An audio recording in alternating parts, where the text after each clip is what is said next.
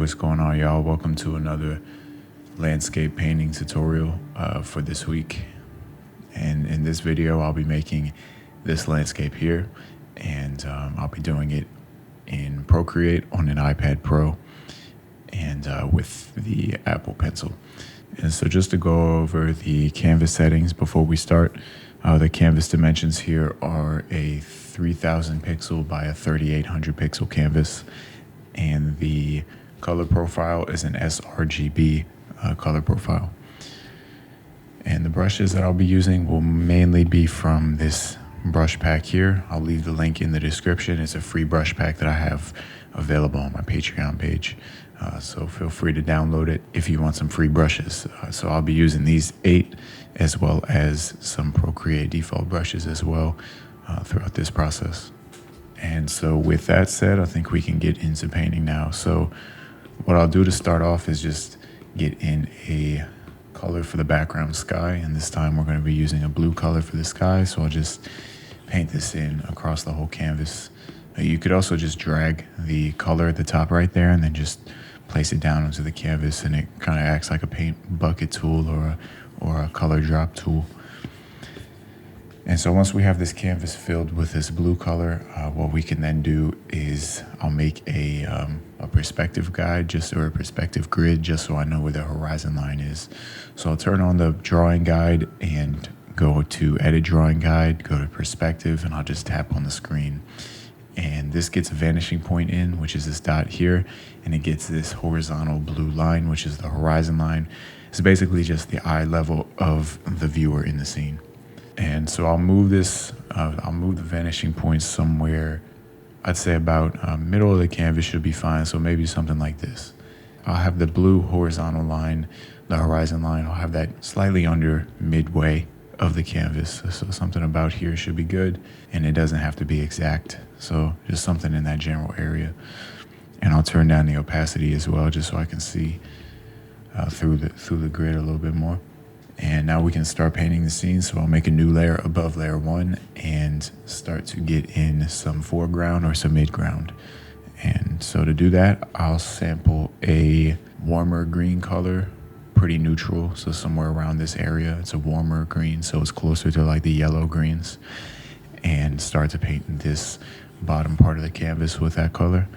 And I'll go up to about, I don't want to go up past the blue line because this horizon line would be off in the distance, and we need to save some space between this foreground or the midground and the very far background. So I'll go up to about here, which is slightly under the horizon line, and just start painting in this shape here.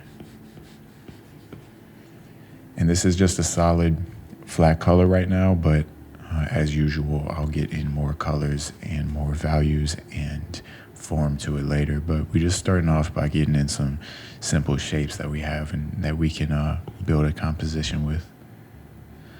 So what I'll do here now is make a new layer above layer 1 and start to get in some trees just along this line here, kind of along the horizon line in this area. And so to paint these trees, I want a darker and somewhat cooler green, so more of like a blue green compared to this color that we've gotten in. This color that we've gotten in, if you see on this hue slider right here, is more of a warmer yellow green. So what we want to do is basically just shift this slider towards the right slightly to get more into the cooler greens, and then bring this down to bring it slightly darker. So then we have a darker, cooler color, and I'll just paint in with this color here. And I can always change the value later on. If I feel like this is too dark, then we can change it later on if we need to. But I'm just building up some trees here. We want some irregularity with some of the shapes so that they're not all the same size. So some of these trees can be bigger and some can be smaller. And like I said earlier, the same thing with the grass. We can always get more form and texture onto this later, but right now I'm just getting in this shape. And so I'll actually just squash this down a little bit. I'm just using the move tool here and setting it to distort, and I'm just kind of making it shorter. And so that's basically just going to push these trees further back in the scene so they're less large. And I think that looks good. So what I'll do now is make a new layer above layer 1 and get in some more elements into this scene. So we still have this tree color sampled here, this darker, cooler green here. What I can do is actually make this an even cooler green. So again, on the slider here, we're just going to push it more towards the right. And this time I'll make it a little lighter and a little more saturated as well. And just paint in with this more of this blue-green color, these mountains back here. And so these mountains feel cooler than this grass up here. It feels more like a blue-green rather than a yellow-green because the sky itself is blue. So the further back that the mountains are in the scene, the blue sky actually influences the mountain to feel cooler and to feel more of a blue color rather than its normal local color. So this mountain actually may be much warmer than this if we were to actually get up there in the scene, but since it's further back, there's more sky particles between the viewer's eyes and the mountain itself, which creates that blue feel. And this can actually be a lot more dramatic too. So I can show this as an example by getting in some more mountains even further back, and these will be even more blue and more saturated and slightly lighter, and maybe just a little lighter than that. So these mountains that I've gotten in on this left side are even cooler than these on the right side because they're further back, and they're also lighter. So the values have increased. So it's a lighter value in a cooler color, and again, that is due to the depth in the scene and atmospheric perspective influencing the color temperature. All right, maybe I'll get one more mountain. I'll go above layer 4 here, and I think I'll get one more mountain. And this one will be closer to us, so it will be slightly darker, and it will feel more like a green color. So maybe something like this. And again, it's closer to us, so it is more true to its local color rather than being affected by atmosphere and all that stuff. So I'll leave this how it is right now and start to get in some more elements. So I'll make a new layer above layer 2, and we want a tree that's even closer to us in the scene. So I'll just sample this tree color that we got in, and I'll just make it slightly darker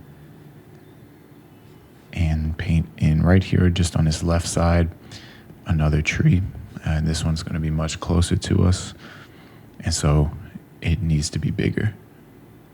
It should be much bigger than these trees back here that we painted, again, because the closer things are to the viewer, they start to get bigger. And so that's just something to keep in mind when painting, is make sure to keep in mind the scale of what it is that you're painting, and make sure you know where it is in the scene and how it is relative to everything else. And that general spatial awareness will really help make your scene feel more believable and make it feel like there's more depth in your scene.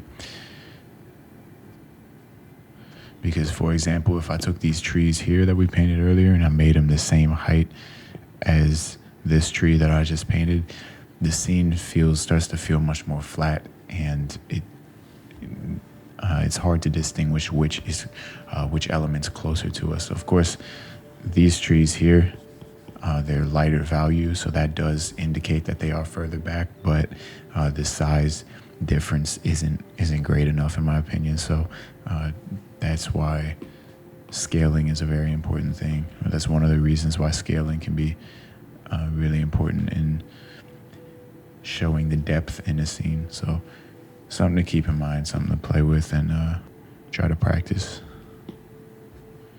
All right, so we have this tree right here, and again, maybe I'll pull this tree out more, just to have more space that it takes up. Right now, what I'm doing is just building up this composition for the scene.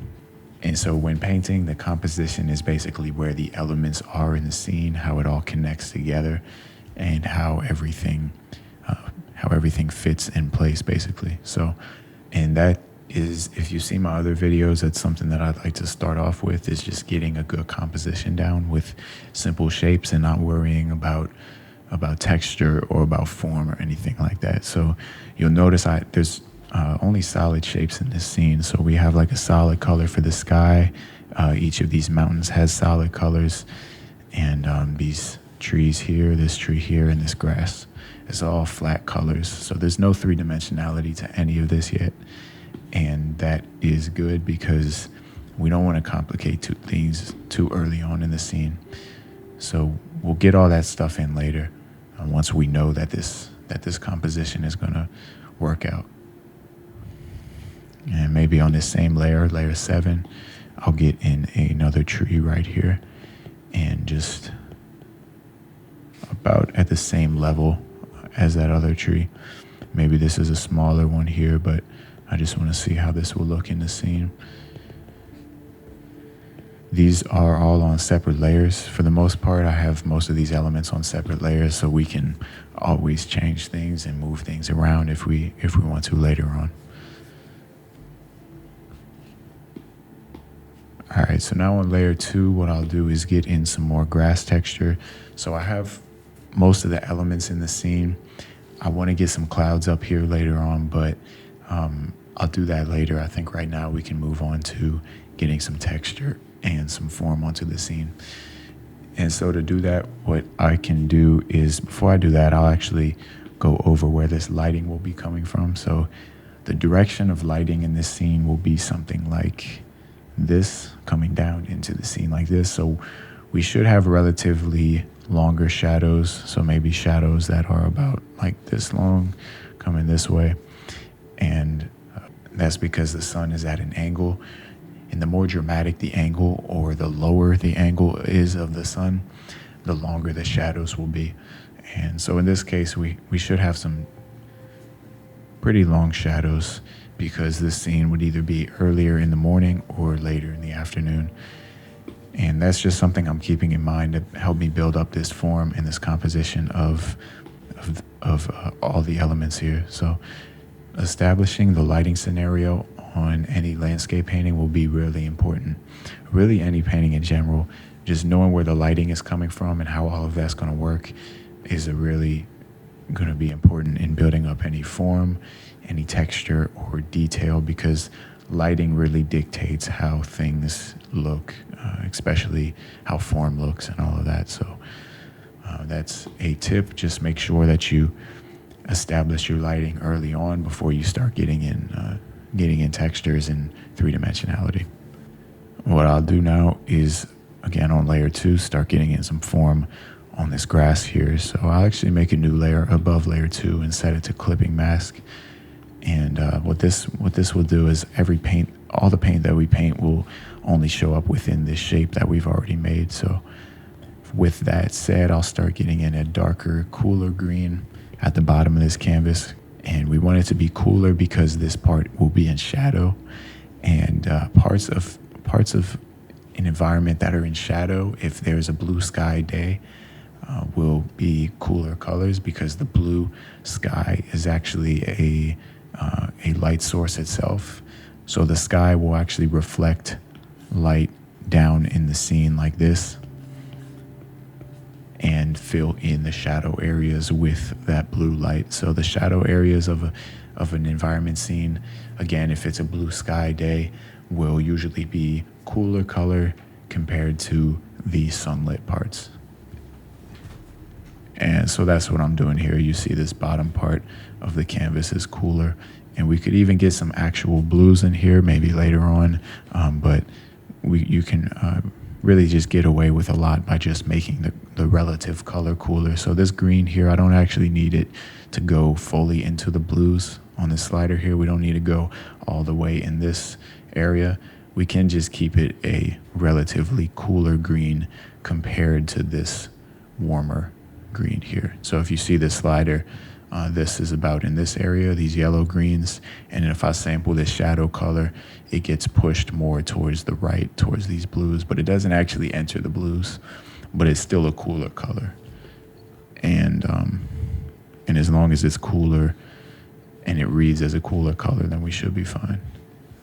And so with that said, I'll be using these cooler greens and these warmer greens to create a nice lighting scenario on this grass. And so I actually get some of these warmer greens. So these are actually more closer to yellow, but I'll get some of this yellow or this yellow green up here. And this is where the sunlight's really going to be hitting back here and maybe in this area right here as well. And I'll just build this up. And again, the closer we get towards the bottom, the more of this area will be in shadow. So I will use this color temperature balance to build up this grass, some form on this grass. Again, just playing with these warmer yellow greens up here and these cooler blue greens down here to hopefully build up a nice contrast and a nice form on this grass.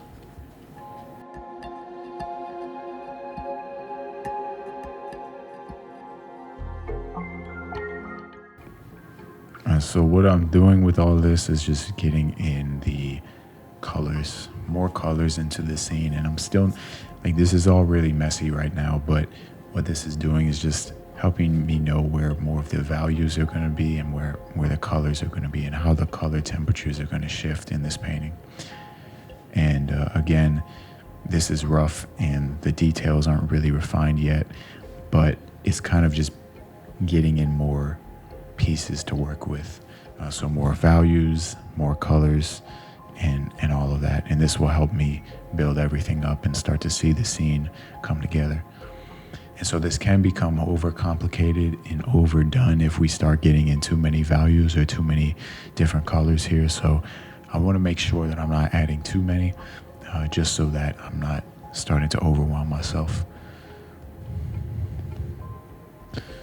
And one way to check your values, a good way to check your values, whether you're using Procreate or if you're using Photoshop, there's a layer trick that you can use by creating a new layer on top of everything and just make sure that it's above every layer that you've painted.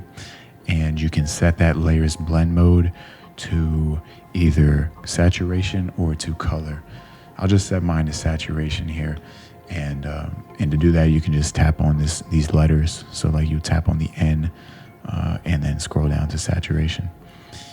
And I will just fill in the canvas with a gray color. Doesn't matter if it's white, black, or gray, just a completely desaturated color. And I'll just drag this color in and drop it onto the scene. And now this creates a grayscale version of my painting, and it's on this one layer, so we don't have to worry about it messing anything up. We can just turn that layer off if we want to. And so the point of this is to see our painting in value form. So we only see the true value of the colors on the scene. We don't see like the temperature. We don't see the individual colors themselves or the saturation or any of that. We just see the value. And this is important because value is kind of like the underlying structure of a good color palette and of a good readable scene. And so if we have a good value structure, then most likely our color palette can work. And of course you can have colors that are too vibrant or too saturated. So for example, if I take this grass here and I make it like this, to me this is too saturated. If we look at it in value form, it still works, but if we take the grayscale off, it's too saturated to me. So of course your colors can still be too saturated, as you see here, but that's more of an issue of color theory or color harmony. And what I'm talking about here is mainly values. And if you can get your values looking good, then I'd say that's a large part of figuring things out in terms of having a good color palette. So while it may not solve everything for you, it is a good step in the right direction to have your values looking good.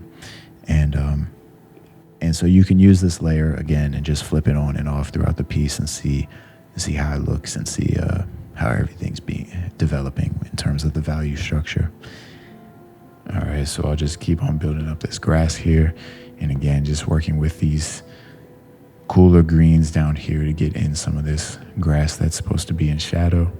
And you can see it slowly starts to get warmer and warmer and warmer as we go further up in the scene where the sunlight starts to hit more.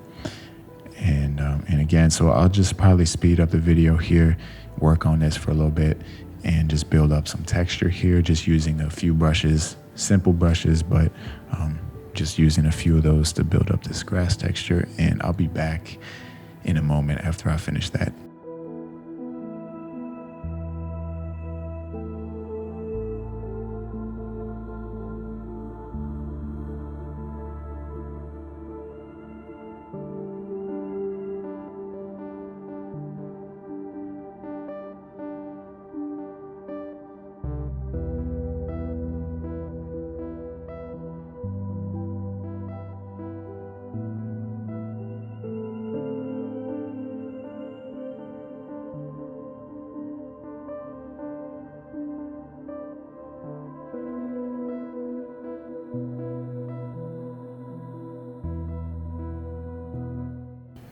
All right, so basically what I've done here, just to kind of summarize what I've just done, is I've made this part up here, just at the very top of this kind of hill here. This area has more of a lighter, warmer color. It's one of the warmest colors on this canvas here, as well as this little area here. And so now we have these parts that feel almost like hills. I may flatten this one out here later on, but for the most part, I think that the colors, that we have some colors down on the canvas that we can work with, which is a good thing, and some value variety, which is good as well. It starts to transition the further we get in this scene towards the bottom of the canvas. The colors, like I said, start to transition into more of cooler and then even cooler colors down here at the bottom, where this is more of this much darker portion down here. And so this is still pretty rough. There's not any textures or anything like that. I want to get some flowers in here as well, but we'll do that later. I just wanted to get some form and some initial value variety and color variety on this grass layer, and I think we've done that well enough to move on to another area of the scene and start to see everything develop together, rather than just to be stuck on one particular area of the painting. So what I'll do now is I think we can start to get in some texture and form onto these trees. So this layer here, layer 3, I'll make a clipping mask above it, so very similar to what I did with the grass. And I'll start to paint in some lighting, some parts of the trees that are in lighting. So I'll just sample a color here just to start off with, maybe make it a little greener. And yeah, just paint in the right sides of these trees. So again, the sunlight is coming down in the scene like this. And so that means that the right sides of these trees will be hit with the sun, along with the top of the trees as well. And so the left sides of the trees should be in shadow. And so with that in mind, what I'll do is just start to get in some form and paint these trees in. And we can get some color variety in here as well. It doesn't have to all be one solid color. There could definitely be some color variety and color changes with these color shifts with each tree, rather. But I think that I'll go to layer 3 and actually make it slightly lighter, so the shadows are just a little lighter. And that's just a value adjustment. And I'll actually go to layer 6, which is this mountain here, and I'll do the same thing. I'll just make that lighter as well, just to push it back further. And I may need to do that to layer 4 as well. And so I'm just adjusting values here and making sure that this all reads well in the scene. And that's something that is, in my opinion, completely fine to adjust values later on. It's hard to tell what will look good without having stuff on this canvas, without having enough elements on the scene. So it's hard to just immediately get the right value or get the color that's going to work without having to test things. And so being able to make adjustments and change the sliders, I think is fine. And I commonly do that. I'll often do that throughout my painting, just because I'll start to see how everything else looks, and I'll just go from there. Well, I mentioned this before, it can be tempting to just feel like you need to have the right color immediately and feel like things need to fall into place immediately. But that doesn't always happen. And in fact, from my experience, that's not the case most of the time. Most of the time, I have to get things down and start to work with it and see how the other elements kind of act with it and react with it, and just see how everything kind of works together, almost like cooking, right? Like maybe you need to add more of this seasoning or add more of that, and eventually things start to taste how you want it to. And I think that's a similar thing that's happening here. It may start off slightly bland, but the more that we work with it, and the more that we kind of taste it and see, how is this looking? How is this? Does it need more of this? Does it need more of that? And then we start to add those things in. And I think eventually it will start to become what we want it to if we stick with it and give it the patience. And the more of these that you do, if you're focused on learning, and if you're focused on improving, the more of these that you do, you should start to get better and get more accurate earlier on, because you kind of know what works and what doesn't, just from experience and all that. But if you're early on and you're just beginning and you're just trying to get a grasp of everything, and you have a hard time even drawing a straight line, right? Like if you're just starting off, then I think that it is completely understandable to really make mistakes, and it's a good thing.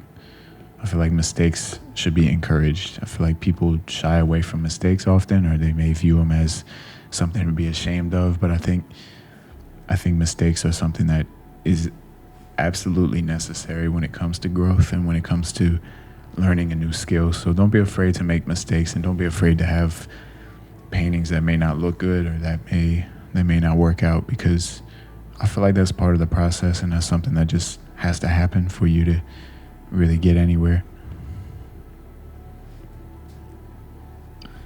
So you may notice I got in this 1-point perspective grid earlier, which is, if we look just this grid here, and you'll notice all these lines that are coming out from this point here, and all these lines are basically receding back to this vanishing point. But we're not worrying about that in this scene, because all I really needed this grid for was this blue horizontal line, which should actually be more like up here. But that was really the only point of me getting in this grid. So if you were using a different software and you don't have, I know Procreate has this grid feature, but I know all softwares don't have this. So if you're working in a different software and you don't have that feature, then it shouldn't matter too much. We're really not even using the grid like that here. All you need to do is just make a mark. So you could just draw a line like this, like a sketch line, just so you know kind of where the horizon line is, and if you know where that is, then you should be good. All right, so I've got some texture and some form on these trees. It's not perfect, but it's better than what we had before. It feels more three-dimensional, and it feels like these trees have some form to them, right? So that's a good thing. What I can do now is, I guess we can get some form onto these trees here, so we can just start to get all of the trees feeling like they have form. I'll do the same thing, make a new layer, set it to clipping mask, and I will start to paint in some lighting on these trees. So again, direction of lighting is coming from the top right down into the canvas like this. And so just the right sides of these trees will be hit with a light. And this one here in particular, I think will have a large portion of this tree that's in shadow. So I don't want to do too much with that, but just along this area here, I think I can get in some subtle lighting. And if we do too much, it's on a separate layer anyway, so we can always, for example, I can just get an airbrush and just erase some out if I feel like I want it to fade more towards the left. And I guess I'll do that here. And then, like I said, the shadow side can have more blue colors in the shadow side, especially the planes that are facing upwards. Because if we think about it, this skylight is coming down like this. And so it's going to be hitting the top planes of the shadow side. very similar to how the sunlight would hit the top planes of the lighting side. So we wouldn't get much blue under here in this area because these parts of the shadow aren't exposed to the skylight. So we really just want to stick to the top planes like this and maybe get some blues in there. So let's see what we can do with that. On the same layer here, I'll just sample this and push it into the blues to get a cooler green and just paint maybe something like this. And again, we can always adjust this, so no worries if it doesn't work out, but I think that could work. And notice that this isn't nearly as light as the right side, which is where the sunlight is hitting.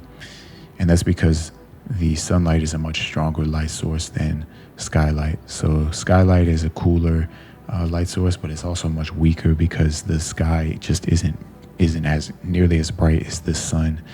So I'm keeping that in mind. I wouldn't want the shadows to be brighter than the sunlit spots, because then things would start to look off.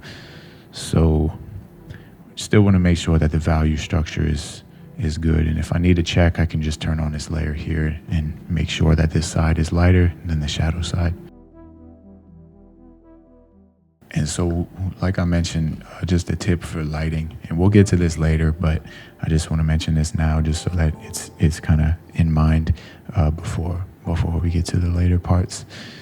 So this part of let's try to color code this here. So this part of the tree is kind of the direct lighting, and I may enhance this and make it more saturated later on for sure.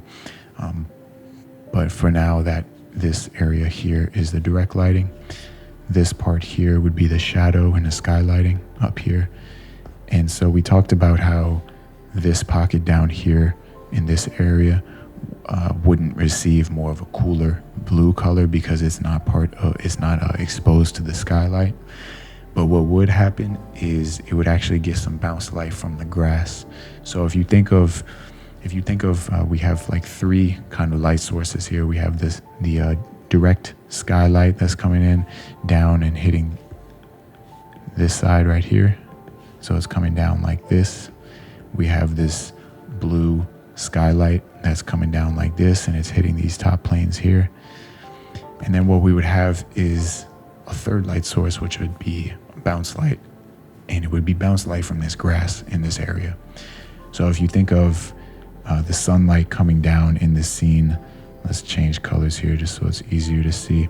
If you can think of the sunlight coming down in the scene like this, all down into the scene like this, what would actually happen is the sun would hit this grass right here, and then it would bounce back up into these lower planes of the tree here. So light bounces from object to object.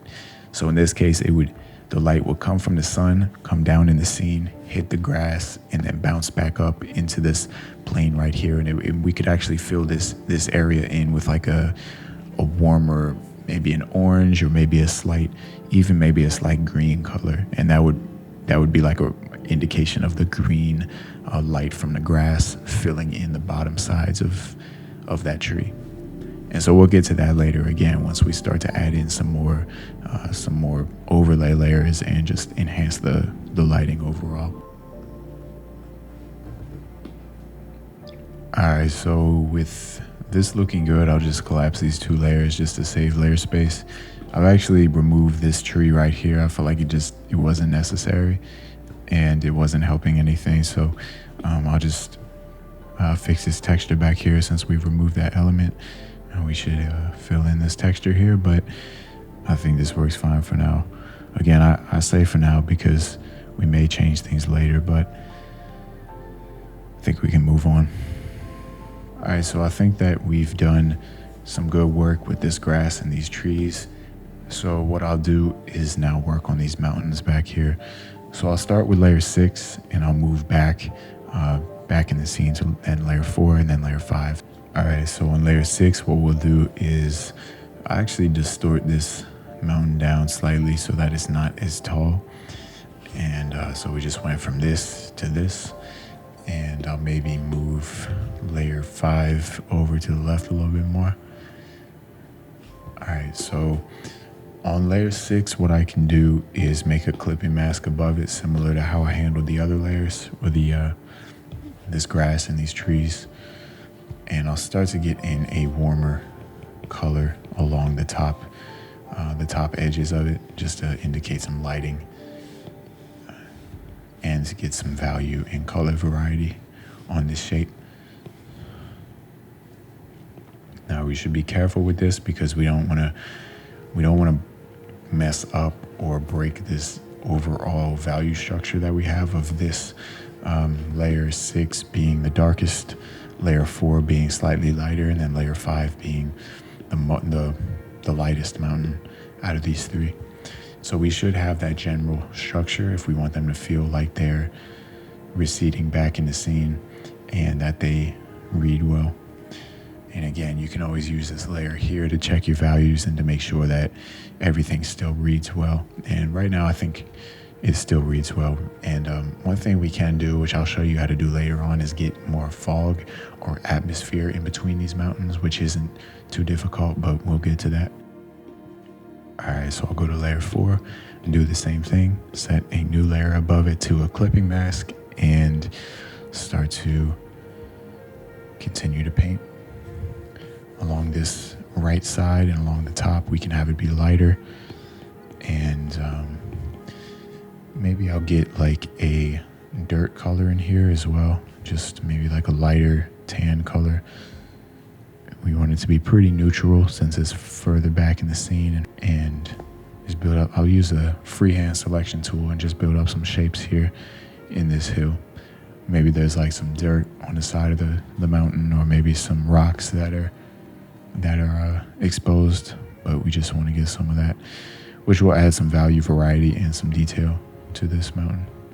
And along the base, I'll just get a slightly darker blue. This isn't too much darker at all, but yeah, just get in this, I guess, a secondary color here. And I think that's good for that mountain. And then on layer 5, we probably don't need to do too much for that. So since it's so far in the background, not only does atmospheric perspective make things cooler and lighter, but it also makes things less detailed. And that's just because we can't pick up detail after a certain point. Things start to just kind of merge together. And so layer 5 is, I think we can get away with just having this solid shape here without getting any texture or form onto it. So what I'll do now is go to layer, I'll collapse these clipping mask layers of detail onto the 2 mountain layers. I'll go above layer 4 and just go to use an airbrush.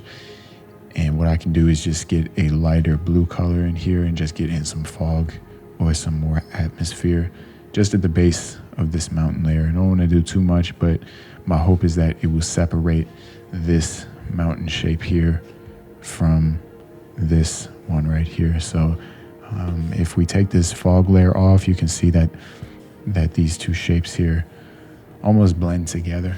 Especially if we zoom out, it's kind of hard to see where one mountain starts and where the other one ends. And so by adding this fog, you can see that it creates more space between the 2, and it makes layer 4 feel like it's a little bit further back, which is a good thing. And we'll do the same thing for layer 5. So I actually make a new layer above layer 5 and get some of that fog in there as well, just in this area back here. And if you do too much, you can always erase it. Since it's on a separate layer, you can erase it. You can smudge it down. You could turn down the opacity of the layer. And there's a variety of things you can do, but just get a very subtle fog down there. And I think that works. Layer 1, what I can do now that I have most of these things in the scene looking good and they have form to it, most of the elements in the scene do, I'll go to layer 1, which is the sky, and I will increase the saturation. And along the base of the sky here, I'll get a very light white color and just paint along the base of the sky very softly with an airbrush, and just to have this lighter part down here. And so usually when dealing with skies, blue skies in particular, what a lot of times the general value structure will be like a lighter color down here in this area closer to the horizon, and then as we go up in the scene we start to get into these more of these slightly more saturated, a little bit darker blues. And then as we get further up into the scene, what we can have is, and what I'll do here is just get in an even more saturated blue. So I'll just sample this color, make it slightly more saturated, and just get the very top corners of this sky here. All right, so again, we have the structure of these lighter, closer to whites towards the horizon, and then we go up into these more saturated blues, and then the higher up we get, it gets more saturated and slightly darker up here. And so that's the general value structure that I use when painting skies for most of the time. All right, so with all that said, I think we can get in some clouds now. So on layer 1, I'll make a new layer above that and start to paint in some cloud shapes.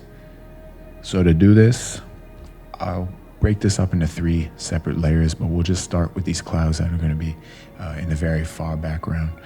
And to do that, I'm just using this cloud brush here. This is part of, again, my brush pack, but I think Procreate has somewhere down here, let's see, you could use a brush like the rainforest brush here, which is in organic Procreate default brushes.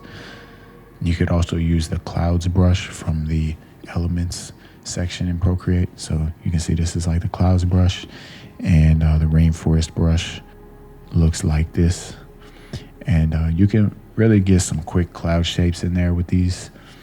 And I guess I could probably start with the clouds brush in Procreate instead of using my brush from the brush pack, and just show that it doesn't really matter what type of brush you use. So I will start in this area here, just on this left side down here, and just build in this shape. And I'm just using this white color here, and we will add value shifts and we will add form to this cloud later as usual, but for now just getting in this general shape. And I'll switch brushes here to the rainforest brush just to show that you could really use either one, doesn't matter too much. And if you need to erase, sometimes I find it helpful to you can select, let's see, you could probably use the rainforest brush as an erase tool, and if you just softly erase some into these clouds, it can give you some unique textures like that. Or you could just use the where is it at, the clouds brush to erase as well, and you could also get some unique textures that way as well. And so the goal here, whatever brushes you're using, the general goal is to get in these shapes for these clouds. So I actually switched to a round brush here, and just to get in some harder edges, but doesn't matter what brush you use. It will just affect whether your painting looks more realistic or more stylized, but the principles and the fundamentals are the same, whatever style you choose to go with. So really just getting in these general shapes, using this white color. We're still on this layer 14. So these clouds will be actually further back than any of the other clouds that we'll get in. So just keeping that in mind, making sure to mention that.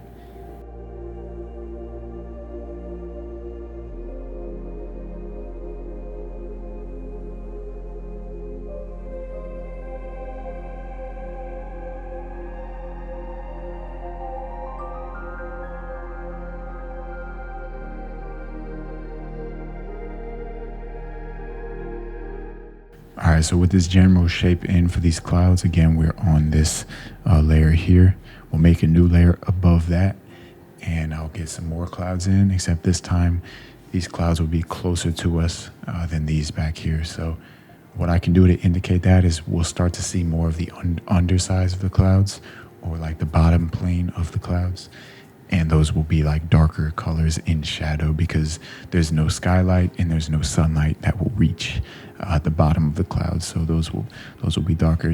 Just to illustrate what I'm talking about here is we'll get a color like maybe like this. So like this gray, neutral cooler color here. And I'll just start to build in some more cloud shapes. And you can use whatever brush you want. Again, whether it be a cloud brush or a more of a round brush or a hard brush, it doesn't matter. It's more of a stylistic choice, really. But really, the general idea is to get in these shapes that are closer to the viewer, where we can see more of the undersides of these clouds here. And so again, this may look messy right now, or it may look like it doesn't make much sense, but the point is to get in these shapes, and we'll add texture to it later. So all of this will hopefully look better later on once we give it some more time and some more patience. But we can't get to that if we don't have everything in place. So I've mentioned this analogy before, but it's kind of like getting the pieces of the puzzle in place before we detail those pieces of the puzzle, before we make those pieces look pretty and add color and texture and detail and all those things. We're really just working on getting those pieces in place and making sure that they line up right. This is that kind of way of thinking with this. All right, and so now that I have these on layer 15, these clouds here, I'll make one more layer above that. Now we have layer 16, and what I can do with layer 16 is I'll start to get in some clouds that are going to be even closer to the viewer or higher up in the canvas. So basically what I mean by that is I'll just grab a cloud brush and start to get in some shapes up here at the top of the screen, or the top of the canvas up here at the top left, and I'll have this come across like this. And you can get creative with the shape if you want to do something more unique to your painting, but this is the general shape that I'm going to go with for this piece here. So these are going to be closer to us, like I mentioned, but they will also be more at an angle where we'll see more underneath the clouds, and I'll illustrate that in a moment whenever I start to get some form and some more values on here. But for now, just worrying about this shape. And I'm just using this cloud brush to build in this general shape. And then what I can do is, if I need to, I can sharpen some of the edges by using a round brush and just further refine some of that detail in some of the edges. It is more of a stylistic thing again, so just do whatever you feel like looks good. And of course, like I said, once I start to get in some texture on this cloud, you'll start to see what I mean by how we'll see more of the underside of this cloud. And with that said, I think we can start to get in some texture on these now. So we have these 3 layers here. We have these that are further in the background. We have these right here that are kind of in the midground. And then we have these at the top of the screen that would be closer to us, let's just say in the foreground of this layout, of this cloud layout.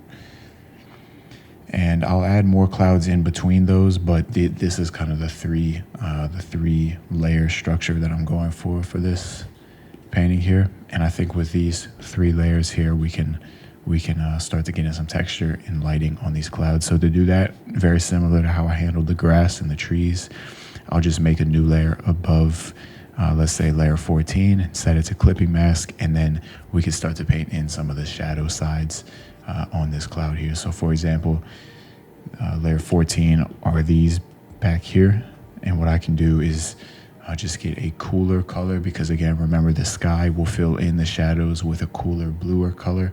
So we'll get like a slightly cooler color like this, and just start to paint in some of the shadows here of this cloud. And I want this to feel natural. I don't want it to feel like it's too predictable, because these are clouds and they are natural and somewhat unpredictable sometimes. So I'll just work with this texture here using a few values in this cooler gray range, and I'll be back in a moment when I get some form on these clouds.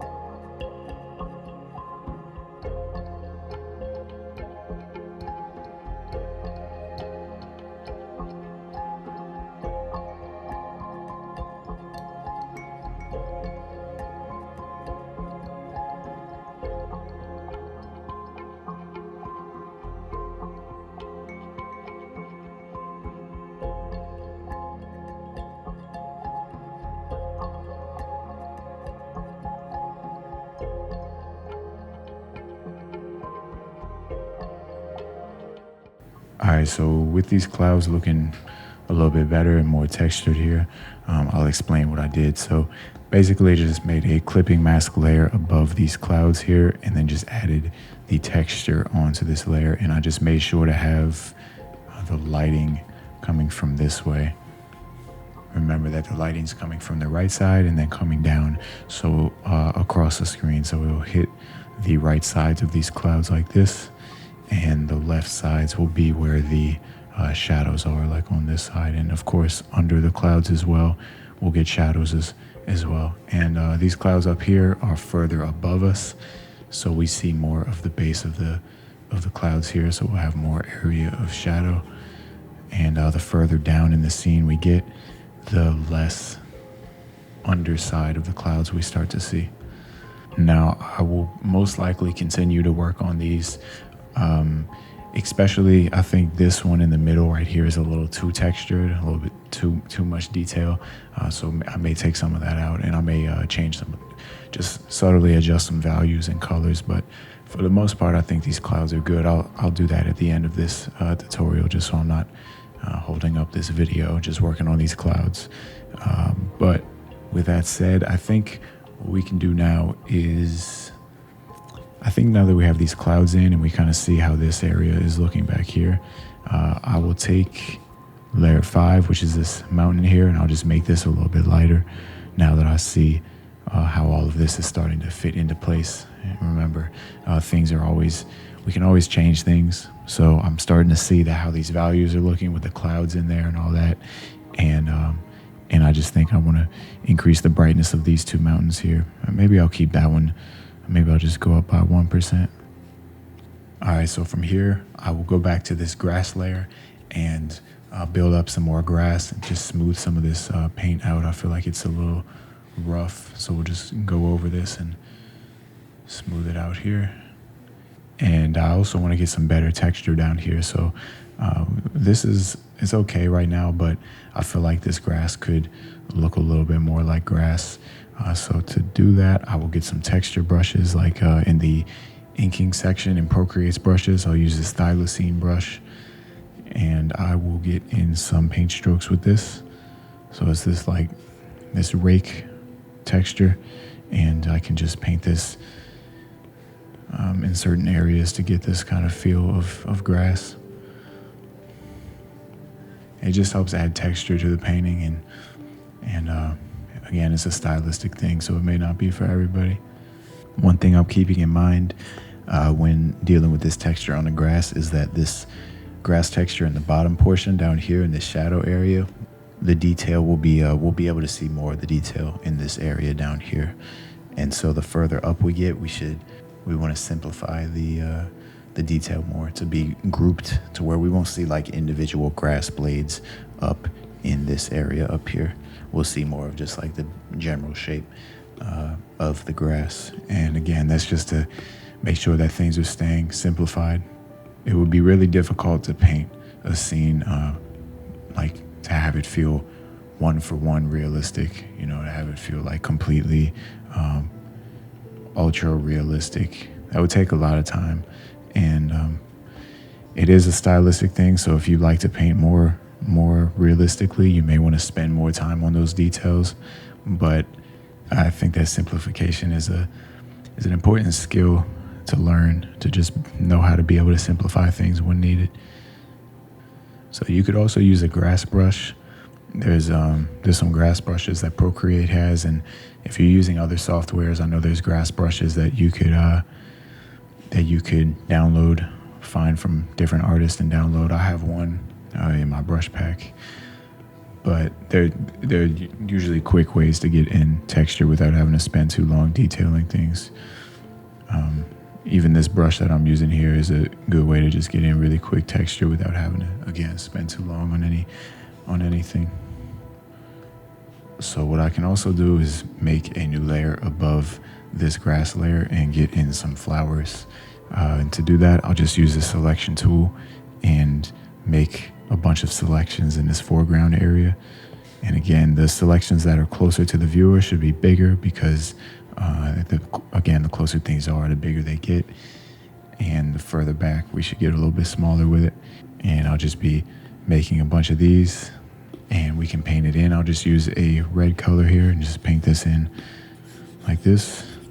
The ones that are in this more shadowed area, so I'll say like the bottom part of these flowers here, I'll just make a little bit darker, and then I'll just make these down here even darker and slightly less saturated. And of course that's because they are starting to recede back into the shadows, so the ones down here should be a little bit darker. And you could extend this up. You could have this whole field covered with these flowers. You could keep on going up with it like that, up in that direction. But I think I will leave it like this for now, at least. So a few more things that I'll do here before I just start to really work on some details and refine everything that we have. We need shadows. But before we get to that, what I'll do is I think I'll make layer 3, which is these trees here, this flat color layer. I think I'll make this slightly lighter, just by about 1 or 2%. And then I'll actually make layer 10 lighter as well. So that this part up here, all the color and texture on the trees, I'll make it slightly lighter, and I'll probably increase the saturation as well. Because when you make something lighter, it actually makes it less saturated as well. So you may need to add more saturation into it once you lighten something.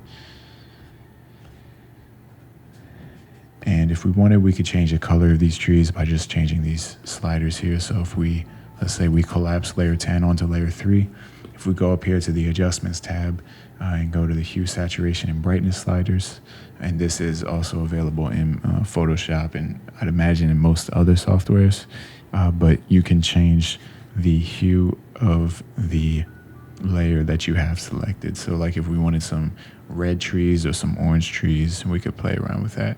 I'll keep mine how I had it, but I just wanted to point that out in case you wanted to change yours. All right, so with that, now I think we can get in some shadows, and we only really need, I think, one shadow here. So to do that, I'll make a new layer above this flower layer and below this tree layer here, this one over here. And I'm going to tap on the N, so to basically just pull up the blend mode settings, and I'll set it to multiply mode. And this will help us get shadows in the scene. So now with multiply mode on this layer, I'll just make a selection going this way. A thin selection across the grass here. And I'll fill this in with a cooler gray color, and we should get a shadow like that. And again, just make sure that your layer is set to multiply. You could also add shadows for some clouds. So say if we had more clouds that were like off the screen in this area up here, and they were casting some soft shadows down on the ground, we could do some more shadows. So say we had one right here, maybe one back here, and we could just fill it in with that same color. And then I could take those clouds, and since it's a softer shadow because the clouds are much further away than this tree is, so the further away that something is, the softer the shadow is usually going to be. So we would take this and go add a Gaussian blur to it, and we could just make like some shadows from clouds up above. And I don't think I'll go with this, but I just wanted to share that just in case that's something you wanted to try. All right, and one final thing, I will add some overlay. So it's basically the opposite of this shadow layer that we did. What I'll do is create a new layer above everything and set it to overlay, which is just another blend mode. And this should make our paint more saturated and a bit brighter, just more vibrant overall. And so instead of choosing a cooler color like how we did for the shadows, I'll actually choose a warmer color, so like a warmer yellow or an orange, and start to paint in with this. And you can see it's already starting to add some more vibrancy to the areas that I'll paint it with. And I can do this maybe along these trees here, and maybe along this field slightly as well. We can get more oranges as well if we want some kind of like a glow effect. And as usual, if you do too much with it, like it may start to look a little weird. So you can always erase some out. I'll just use an airbrush to erase them out, or you can turn down the opacity and just control how strong it is, since it is on a separate layer. So you can see now it just adds a little bit more glow, and I may refine this more. I probably won't have as much of it in this area, but I'll play around with it and see what I can get with it. We can also do this on the clouds if you want, just on the portions of the clouds that are getting hit by the sun, just to have some glow. But I think I'll come back in and do that at the end whenever I figure out those clouds a little bit more, because I do want to refine those clouds a bit more. So usually the overlay is something that I'll add pretty much towards the end when I know that everything is looking how I want it to. So yeah, I think this is about it. The rest of the video will be mainly me just going in and refining what we have here, changing, adding some more texture, changing, maybe adjusting the values and colors and all that. But again, for the most part, I think we're good. So I appreciate y'all watching, and I hope that this tutorial could be helpful. I have a Patreon page. I'll link it below if you want to show support. This really helps me do what I do. But otherwise, regardless, I appreciate y'all watching, and stay creative.